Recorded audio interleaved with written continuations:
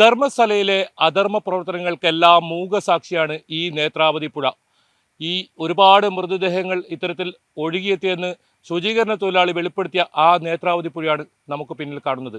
അതോടൊപ്പം ഇതാണ് ഒരുപാട് മൃതദേഹങ്ങൾ കുഴിച്ചിട്ടിട്ടുണ്ടെന്ന് പറയുന്ന ബംഗളക്കുന്ന് എന്ന് പറയുന്ന സ്ഥലം.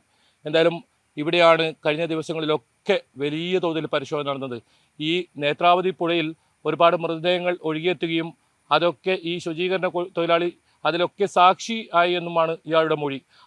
അതിനു പുറമെയാണ് ഇത്തരത്തിൽ ബലാത്സംഗം ചെയ്തും ഒരുപാട് ഉപദ്രവിച്ചും മർദ്ദിച്ചുമൊക്കെ കൊലപ്പെടുത്തിയവരെ ഈ ശുചീകരണ തൊഴിലാളിയിൽ കൊണ്ടെത്തിച്ച് അദ്ദേഹം കുഴിച്ചിടുന്ന സാഹചര്യം ഉണ്ടായത്. അതെല്ലാം ഈ കാണുന്ന നേത്രാവതി പുഴയുടെ തീരങ്ങളിലാണ്.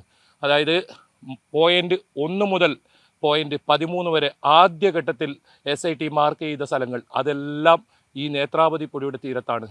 ഒരുപാട് വർഷങ്ങൾക്ക് മുൻപ്, അതായത് 40 വർഷങ്ങൾക്ക് മുൻപ് നടന്ന ഒരുപാട് കൊലപാതകങ്ങളുടെ, ഞെട്ടിപ്പിക്കുന്ന കൊലപാതകങ്ങളുടെ ഏക ദൃക്സാക്ഷിയാണ് ശുചീകരണ തൊഴിലാളി.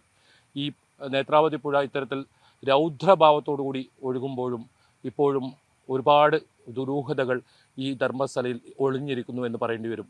എന്തായാലും ഓരോ പോയിന്റിലും പരിശോധന തുടരുമ്പോഴും കൃത്യമായ എന്തൊക്കെ വസ്തുക്കളാണ് ലഭിച്ചതെന്ന് സംബന്ധിച്ച് നമുക്ക് സൂചനകളില്ല. പക്ഷേ പല സത്യങ്ങളും, മണ്ണിൽ മൂടപ്പെട്ട പല സത്യങ്ങളും പുറത്തു വന്നിട്ടുണ്ട് എന്ന കാര്യത്തിൽ ഉറപ്പാണ്.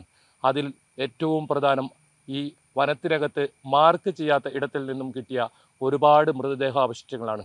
ഒരു പൂർണ്ണ മനുഷ്യൻ്റെ അസ്ഥികൂടം, അതോടൊപ്പം ഒരു തലയോട്ടി, 60ഓളം അസ്ഥികൾ, പലരുടെയുമാണ് ഈ മൃതദേഹങ്ങളെന്ന കണ്ടെത്തൽ. അതോടൊപ്പം പോയിന്റ് 3 നിന്നും 3 തലയോട്ടി കിട്ടിയെന്ന വിവരം. അത് ഈ ബംഗളക്കുന്ന് എന്ന് പറയുന്ന ഇതിനകത്താണ്. ഏതെങ്കിലും തരത്തിൽ പരിശോധന നടത്തുന്നത് ക്യാമറ കണ്ണുകളിൽ കാണാത്ത സ്ഥലം.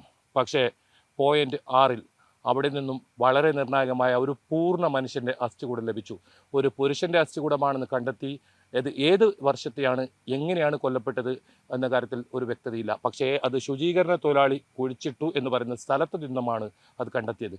ഇതും SIT നൽകിയ സ്ഥിരീകരണമല്ല, നമ്മുടെ ക്യാമറ കണ്ണുകൾ കണ്ടെത്തിയ വിവരമാണ്. എന്തായാലും ഒരുപാട് രഹസ്യങ്ങളാണ് ഇപ്പോഴും ഈ നേത്രാവതി പുഴയുടെ തീരത്തും ബംഗളക്കുന്നിനുമായി ഉള്ളത്.